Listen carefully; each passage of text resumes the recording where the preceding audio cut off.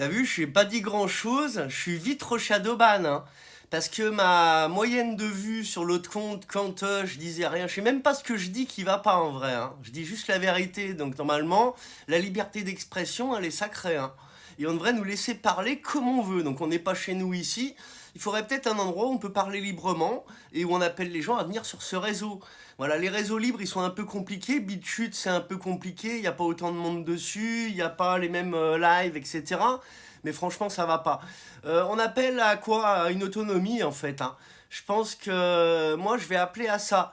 Donc, je vais faire une vidéo. Qui veut foutre le camp de France? Qui en a marre de vivre en esclavage et avec des gens qui veulent pas que ça avance?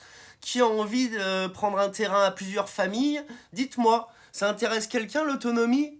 En Espagne, il y a des terrains entre 10 000 hectares, 10 000 € l'hectare, hein, Total Nature, hein. Cherchez sur Idealista. Vous mettez en français, ça marche, terrain agricole ou fincas. Et vous allez trouver, vous tapez vers Cambrils et en Andalousie. Vous allez voir, c'est plus cher en Andalousie.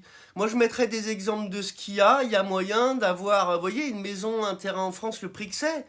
Il y en a pour 100 000 si vraiment un coup de bol, prendre un truc qui est une ruine à refaire et pas trop mal tombé. Celui qui veut juste un bout de forêt, faire un mobilo mais que ce soit permis, ça devient très dur en France. Alors que là, c'est permis, hein. Il y a un terrain qui était dans ces prix-là là, que je viens de dire, 10 000, 15 000 €. Il y avait déjà une autorisation pour faire des activités périscolaires et recevoir des gens dessus à la ferme, quoi, petit camping. Donc moi, je propose ça. Qui c'est qui veut prendre des poulettes? Prendre des poules, manger les œufs des poules, parce que ça c'est bien, s'occuper des poules avec vos enfants, et puis faire votre chalet, votre autonomie, comme Priscilla Azili. Je vais remettre ma petite présentation, parce qu'elle était bien quand même, là tout à l'heure. Répondez ceux qui ont envie, partagez aux gens qui en ont marre. Il y a plein de gens, j'ai vu sur des lives, qui demandaient, moi j'ai envie de partir de France. Bon bah voilà, vous nous contactez, on en parle, on voit ce qu'on peut faire. Faire un projet à plusieurs, un petit camper park, c'est une très bonne idée. Camping à la ferme, déjà se mettre en autonomie. Après, il faut une activité pour vivre. Moi, je veux pas des gens qui veulent partir de la France pour profiter du RSA. On a une famille qui l'a fait. Moi, j'ai rencontré des gens qui ont voulu profiter, ils faisaient leurs dépenses ici avec leur carte bleue, ils touchaient les CAF en France. On leur a demandé 100 000 €. Ils ont tout. Voilà, ils voient vos comptes quand ils veulent. Faut le savoir, hein. Ils ont eu un coup de fil, bon bah voilà, on rigole pas, on a tous vos comptes. Ils ont essayé de mentir, quoi, la dame au téléphone. Voilà, nous on n'a jamais grugé personne.